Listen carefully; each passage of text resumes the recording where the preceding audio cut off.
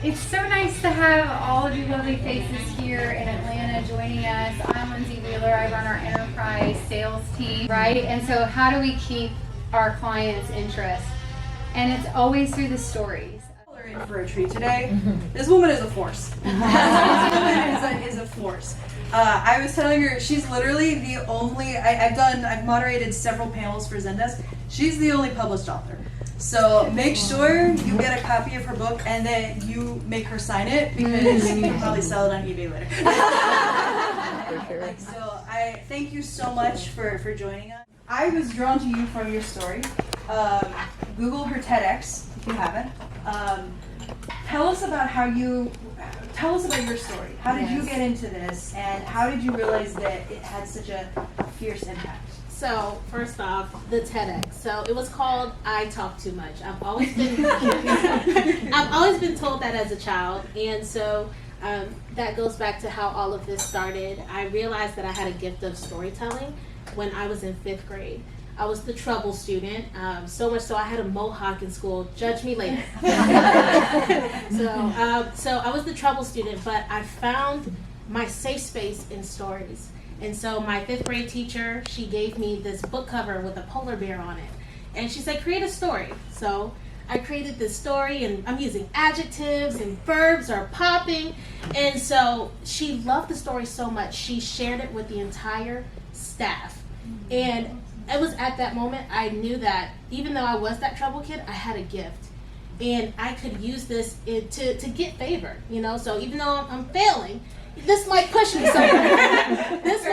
somewhere. And so eventually I got to the place where I noticed that this could be used in corporate. So after graduating high school, college, and getting approved for my TED Talk, I said, what if I can use this same template to get promoted within the company? And I've been working here for almost 2 years at the company I'm in, and I've had 2 promotions since using this strategy. So using the storytelling art, it has really paid off. And now I'm the leader of the ERG in the company. I'm a part of the ideas committee, and I'm sitting with C-suite, having conversations, giving ideas. So that's my story there. Balsam of St. John. Oh yes, okay, wonderful.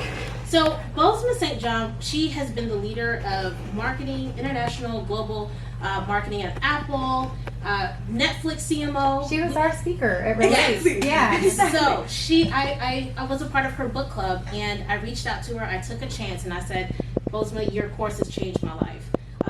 I have an ERG at our company. We have 30 African American people within our company, and we would love to hear your story of how you have grown in corporate America. Despite the odds being stacked against you, despite your skin color, you were able to make it to C-suite, and we don't see that often.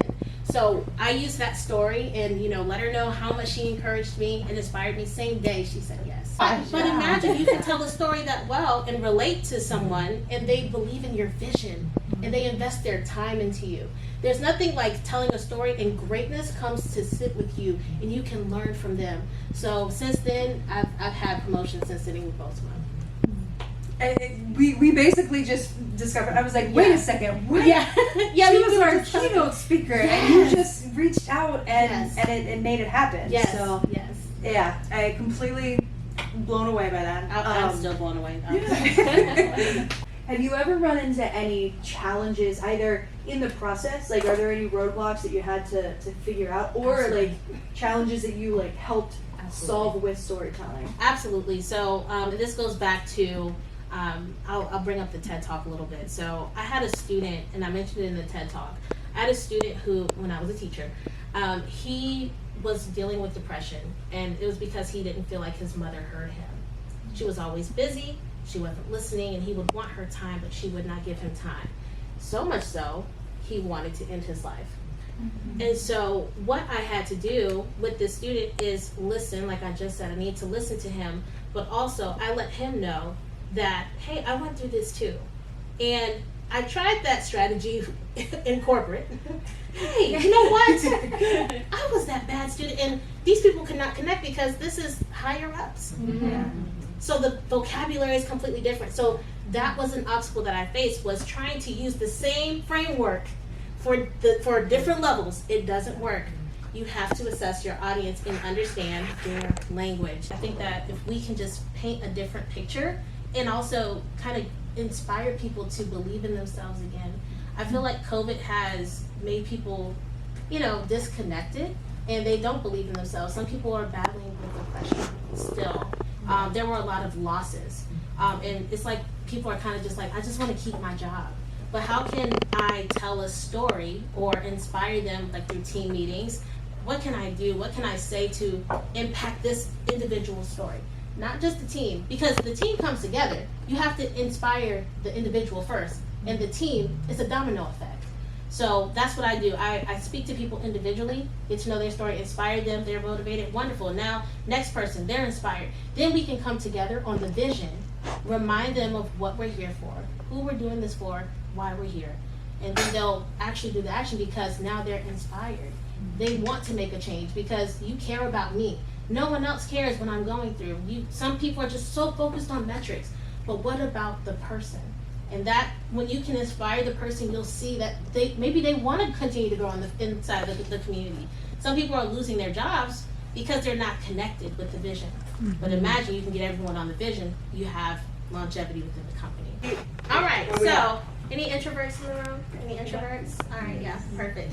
So for leaders that are struggling with storytelling because of an introverted nature, how can we leverage AI to maintain personal connections with our teams? So that's a really good question.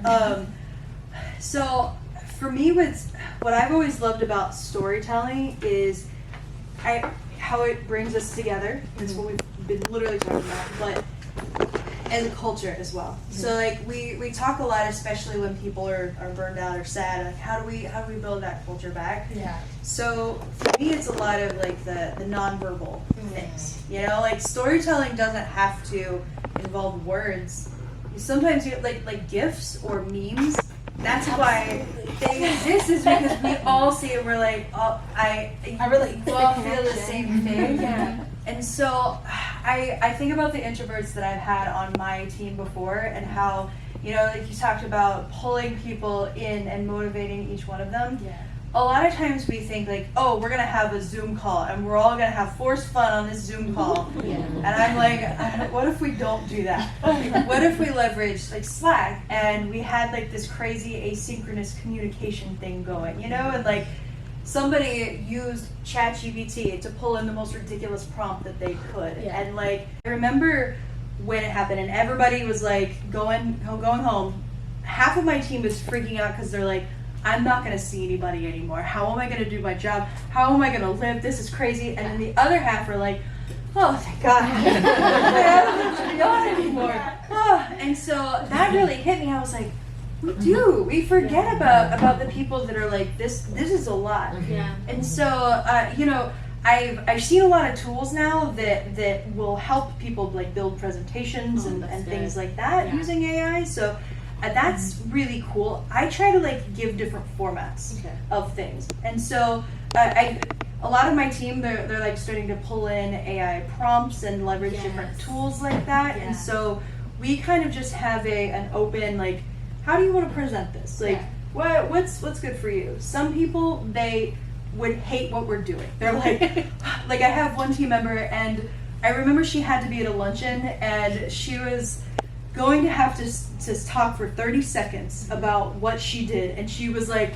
Absolutely not. okay, and like prepared for like 2 days, Yes. and then, and so it's like, okay, like maybe we use this time to help you figure out, like get that muscle going, but like she's on Slack all the time. Yeah. You know, she presents in that way, and we all still get the same information. So just trying to like leverage technology and AI to like build different formats. Yeah, different formats. I love Absolutely, that. I yeah. love that. So AI finds its way in, and they all tell me later, they're like, yeah, I just put this prompt in to see what it would say, and I'm like, okay, all right, that's It works. never thought about Yeah. that. So it like they like to tinker, and so that it comes into that way. I love into that. that way, yeah.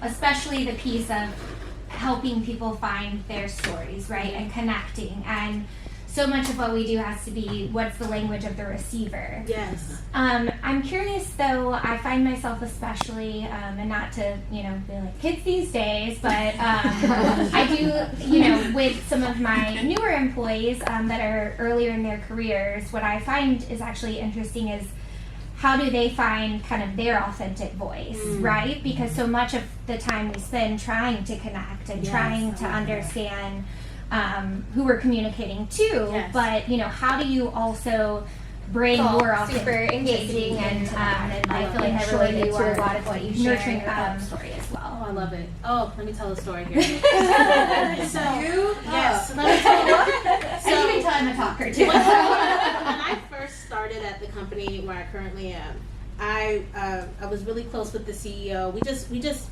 clicked very well.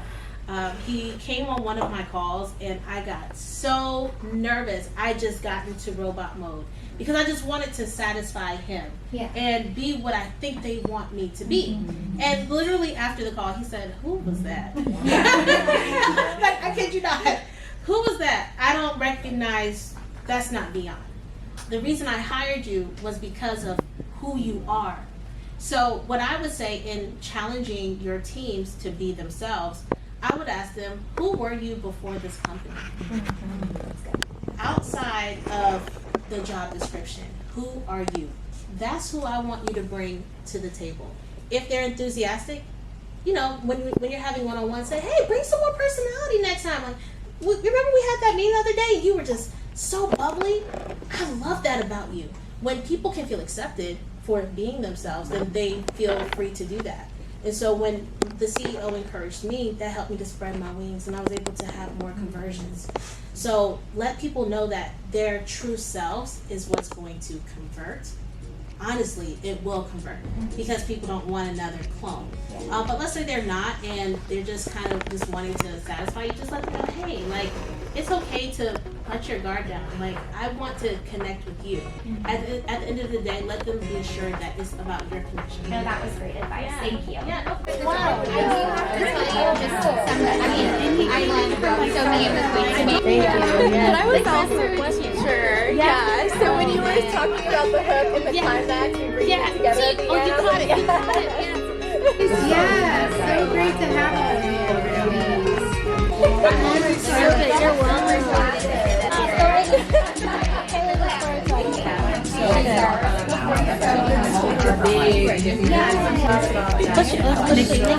That was my nickname in school. That was my nickname.